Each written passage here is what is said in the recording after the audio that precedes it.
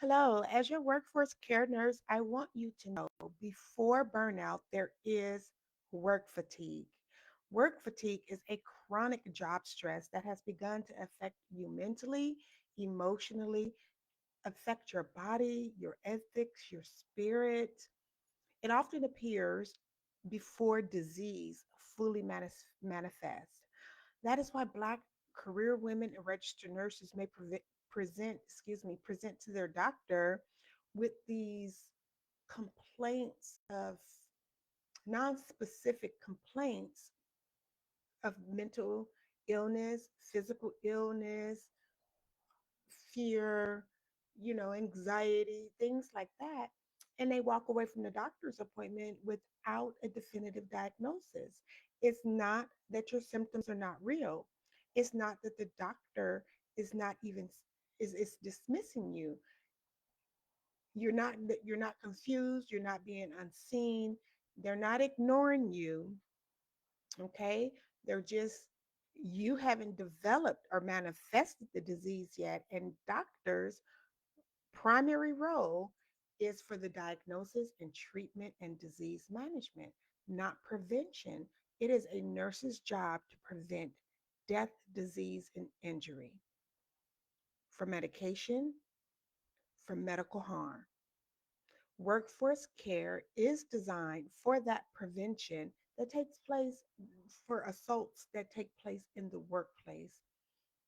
We help you to assess, we help you to navigate the system, and we keep the focus and the lens on a work context, keeping it off you, putting it on the environment, and bridging the gap so that you, as the employee, stay upstream, okay, avoiding disease, crises, and workforce loss. This is a win win for the employee as well as the employer. Tonight, we're going to be talking about loss of positive emotions. I have my legal notepad right here so that I don't forget a word.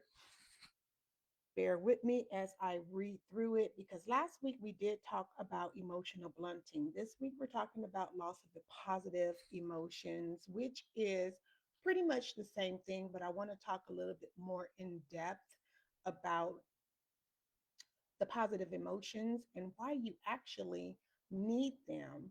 So make sure that if you have not listened to last week's video and you are contemplating whether or not you need to go to the doctor and get a prescription for an antidepressant, or if you're thinking about taking FMLA and you think you have to come into agreement with the mental illness diagnoses just so that you can get your time off,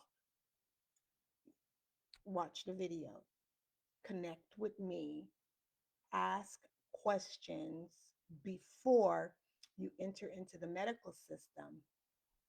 Trust me, I've been through it. 30 years medicine experience, 20 more than 20 years practicing as a registered nurse, more than a decade of working with workforce care and health equity goals for Black career women and healthcare professionals when dealing with workplace issues that drive them into psychiatric because of the shenanigans that be going on. We want to help you to avoid all of that because you cannot overcome the system by playing games. You must know what you're doing and be faithful.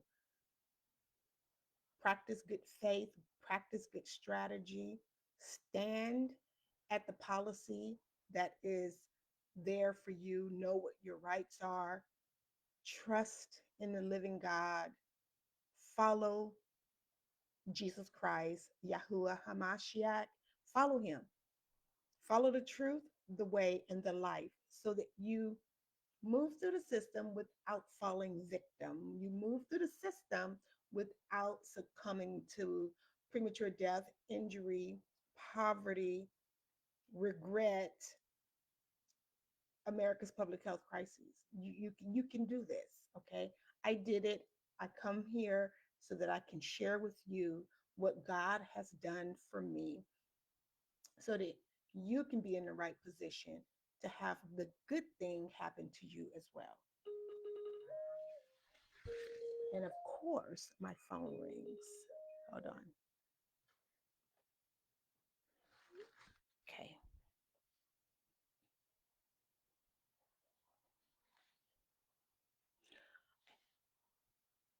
Do you think about taking psych medication will help you cope at work?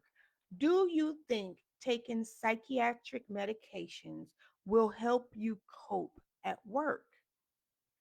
I know that there are a lot of medical professionals, nurse practitioners, psychiatric mental health nurse practitioners on these social media streets, telling you all of the benefits of taking a psychiatric medication. I've taken a few of them for a few reasons in my life.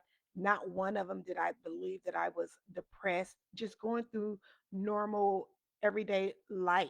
Like the first time I was offered an antidepressant is when my late husband was drinking a lot. And I talked to my nurse practitioner about how his drinking and his late night rendezvous or whatever that man was doing was impacting me emotionally. And so she didn't want me to feel sad, which is one of the negative emotions. She didn't want me to feel sad. She didn't want me to be worried. So she gave me an SSRI. I didn't even get on here to talk about this, but I wrote about my um, issue with the SSRI with my late husband in Well Done. And we're not even talking about Well Done. We're talking about Operation Mental Health right now. But in Well Done, I do describe taking the SSRI that my nurse practitioner had given me to help me cope with my husband who was drinking excessively. And as and also she gave me the prescription for the SSRI, and she also gave me a referral for Al-Anon for the family part of it to help, with the coping. But I took the pills because I didn't want to be sad and I didn't want to be worried. I had children, I had to get up and work, and there were other things that I needed to tend to. But as I was taking the SSRI and was feeling less emotionally responsive to what was happening at home, even though the situation was the same, he was still coming in late and he was still talking the crap that he was talking. He was still being abusive and he was still being disrespectful and devaluing of home. And I couldn't mount one care about it. I'm like, this can't be right. Like, why would we want to cope with something like that? Why do you want to cope with work treating you as a devalue and as a disrespect when you are hired to do a job? Now, I want to just kind of take a moment to separate those two because my domestic relationship was abusive and also your work situation could be abusive. But there is stark differences between the two. One of them is a personal family relationship.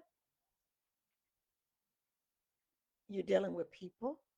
And another is an occupation, and you're dealing with a corporation, which is an artificial person.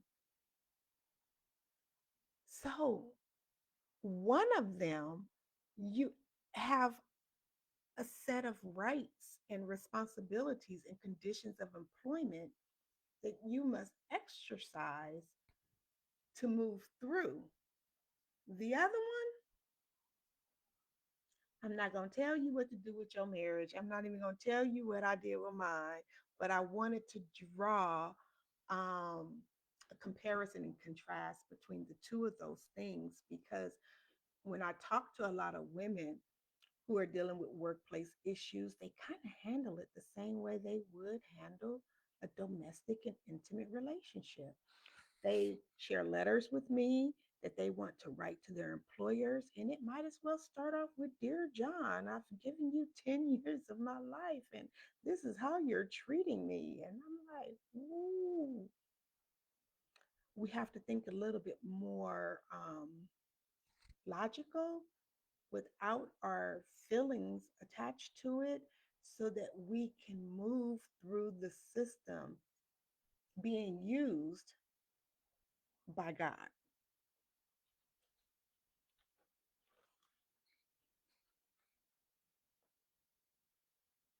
Okay, do you think? Okay. If you were my client, I would tell you that loss of a positive emotions, what the risk of loss of a positive emotions are before taking a psychiatric medication for work related conditions. Uh, let me see the let me go ahead. So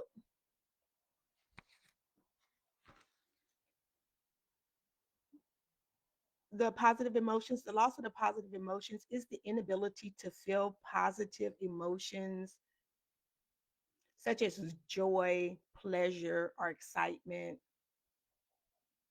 It affects 40 to 60% of people taking an antidepressants, especially an SSRI. I'm not going to name the brands.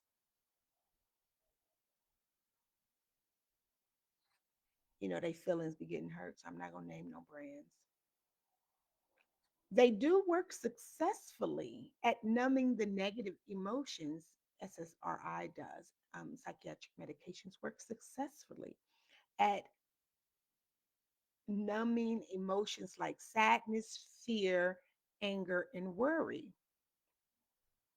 And this is why a workforce assessment is absolutely recommended for any Black career woman, registered nurse, or high functioning professional to do if you are thinking about taking FMLA for work related issues, work related depression. And this is depression that arose from the workplace, that arises from workplace conditions.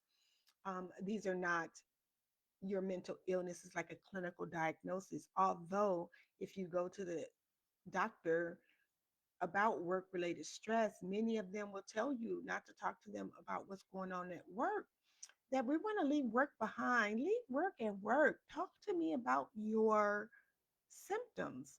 And then, based on your symptomology alone, they are going to diagnose you with a clinical depression and they're going to medicalize you. That's just how the system works. They cannot get paid unless they diagnose you if you're using your employer's group health insurance. You can find you a therapist and pay out of pocket and never receive a diagnosis, but you still won't get the support that you need to properly address the root cause. That is where workforce care steps in. I told you at the beginning that it is a nurse's job to prevent death, disease, and injury. We have moved that here at Glenae's Arts for Life specifically for the workplace because 70 to 80 to 90% of doctor's office visits are for work related stress. People across the nation are dealing with issues in the workplace, and no one is getting the right information that they need to properly address the root cause at work. We've been conditioned to not, I don't even want to say push back, but we've been conditioned to not exercise and access our workplace rights in fear of loss of a job. Would you rather lose the job, or would you rather lose the talents and the gifts and the hope that is inside of you? Would you rather lose the job, or would you rather lose your ability to continue to create an income, to continue to be employable? Because when you look at the condition of America's citizens, nations of people who are homeless and unemployable on the street, they have one common denominator, and that's the workplace. Something happened to them in the workplace. I have a pretty good idea as to what happened because it freaking happened to me. It happened to me, which is why I came back to build an entire system to help it not happen to other people who want to listen. You don't have to listen to me. You can continue to do the same thing that you do and get the same result that they all got. Or you can do what I did and get the result that I got, which is your own unique health equity result. Okay. We talked about the positive emotions, which are joy, happiness.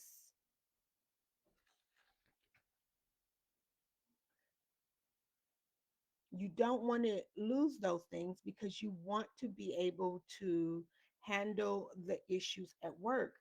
When you think about losing your negative, when you think about numbing your negative moods and emotions like sadness, fear, anger, or worry, how are you going to engage with your stressor, with your enemy, somebody who came to kill, steal, and destroy everything that you have worked hard for and block you from getting to where you're supposed to be in your promised land, so to speak, biblically speaking? Um, Workplace speaking is just to move beyond the challenge without cowering, move beyond the challenge without having to come into agreement with a mental illness diagnosis because you're fearful of losing a job, because you're fearful in looking at the economy when you should be fearful, righteous indignation, fearful, a healthy, reverent fear of the Holy One, and allowing yourself to submit to his will while you're dealing with the issues that you're dealing with in the workplace. But you have to know how to let it go. And I don't mean quit, let it go, not unless that's what you're supposed to be doing. Some people feel like they're stuck in the workplace, stuck between a rock and a hard place, and they have to wait. They have to stand there and wait. And we want you to be able to stand there and wait. And after you've done all that you can do, continue to stand and continue to wait. Waiting on the Lord is holy. Resting in the Lord is holy. And you want to be able to know how to accomplish both of these tasks in the workplace without fear of losing the job or fear of losing the income. You guys, I went 2 years with zero income because I did things God's way, when I was going through 4 years of systemic discrimination, racism within a U.S. major hospital. 2 years and never missed a mortgage payment, a flight out of town, or dinner with friends.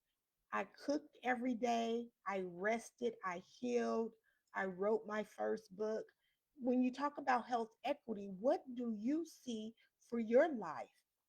Do you see that maybe you could continue to work and be at rest? That you can get up and go to work and not be, you know, perplexed and counting the days of the week and overwhelmed and carrying burdens, that you can literally work and be at a state of emotional safety. an emotional rest, where your sleep is restful, where you wake up restful, where you go to work and you're not bothered by everything that's happening. And the only way that you can do that is if you handle the root cause of what it is that you're experiencing. So, why workplace assessment is recommended for Black career women, registered nurses, and high functioning career professionals is that we want to make sure that you know what you're doing correctly, how you're handling your situation, what it is that you know, and what it is that you know, think that you may know, and what it is that you are doing well, and what it is that you could be improving on. You need both of these positive and negative emotions, not not just to address the root cause that's going on and what's happening in the workplace, but you need it for life. You need your emotions. Paul says to work out your own salvation in all fear and all trembling. So if you're taking medication that is going to knock out your sadness, your worry, how would you gauge that you are working out your own salvation in all fear and all trembling? You can't. You have removed your stimuli, you have blunted your emotions. Think about a time where you could actually look at your situation at work without being diagnosed and medicated. Think about a time, what did I say? I don't have my glasses on, sorry. Think about a time where you could actually look at your situation without being diagnosed and medicated. So, what I wrote there is that currently, when you have issues with the workplace and you have these symptoms, because they're all going to be symptoms, you're going to have symptoms. All diseases, all conditions produce the same symptoms within the human body.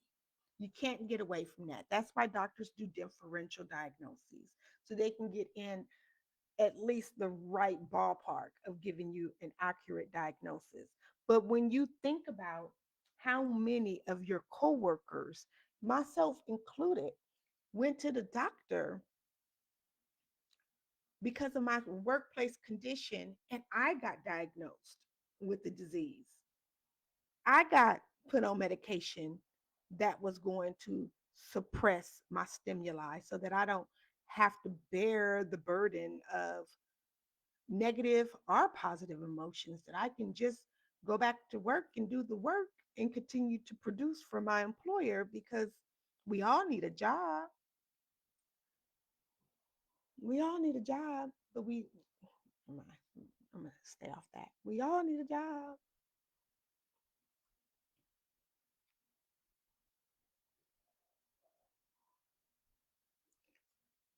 You are allowed the least invasive treatment first. That least invasive treatment is always going to be education before medical therapy, any medical therapy. Sis, you need to sit down and speak to an expert, a professional, someone who specializes in workforce care, so that you gather all of the data that you need. Yeah, work. It doesn't have to be that serious. You can always quit. But like I said, sometimes people are in a rock and a hard place, and they're not. It's kind of too close to the situation to even see that quitting is an option for them. Which is why it's so important that you talk to somebody who cares about your well-being, who cares about you not suppressing yourself, who cares about what's happening to you in this work environment, so that it doesn't spill over into your health and into your relationship with Yahweh. Because what if he's calling you to do something and you're actually ignoring him? That's what was happening with my situation. God wanted me to see something. And I was like, I'm making $67 an hour in 2012 and living in my condo and driving my luxury car and had my bachelor's degree. I know you can't be asking me to give all this up. He was. And it's scripture. It's scripture. It's scripture.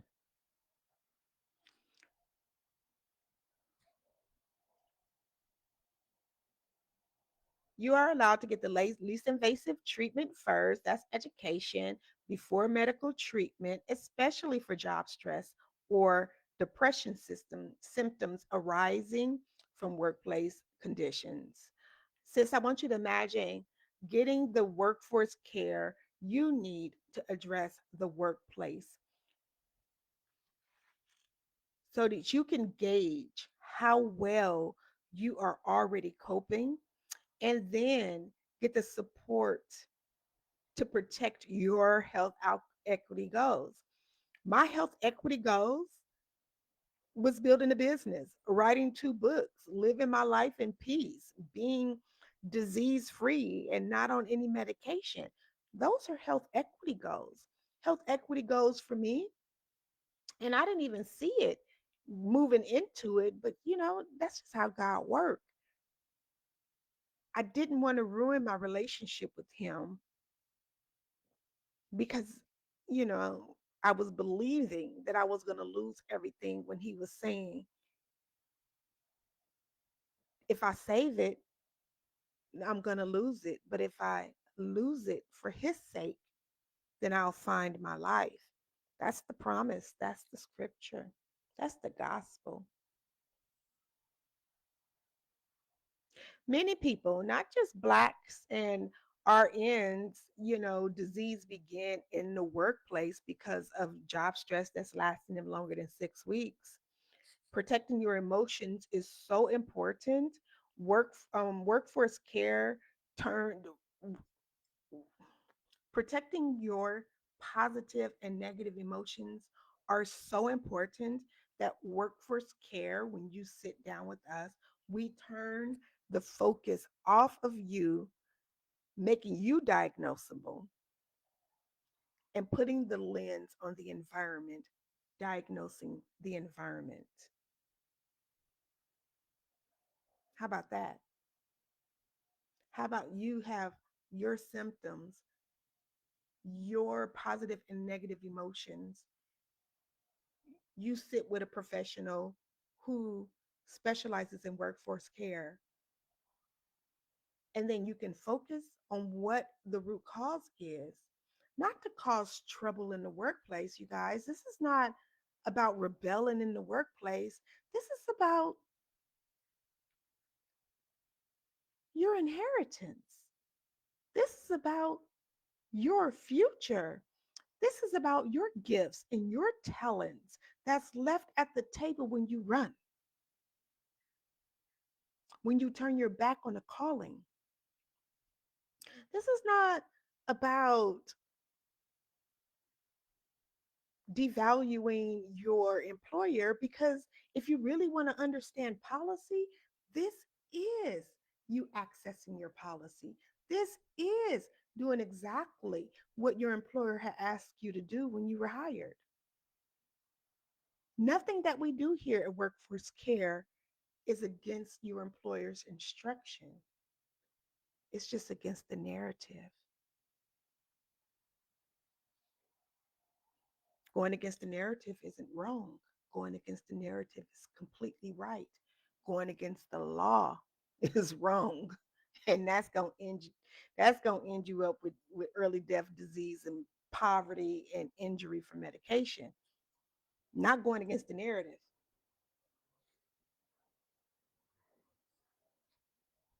Think, think. That's why I say protecting your emotions is so important. Workforce care turns the judgment off of you, delivering an environmental diagnosis. From there, we plan, we implement, and we evaluate your situation. All of this is done during your FMLA time off, making your FMLA powerful timeout. Powerful timeout. Our clients do return to work significantly better with improved health outcomes, improved vision,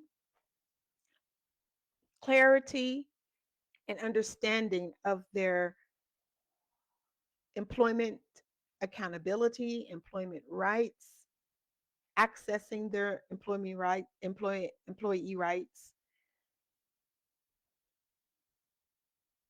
and our outcomes are better than seeing a doctor alone for job stress. So if your depression symptoms are arising because of some workplace issue and your job stress has been lasting you longer than 6 weeks, take the work fatigue quiz. Take the work fatigue quiz, and I will see you at our workforce care. Bye for now.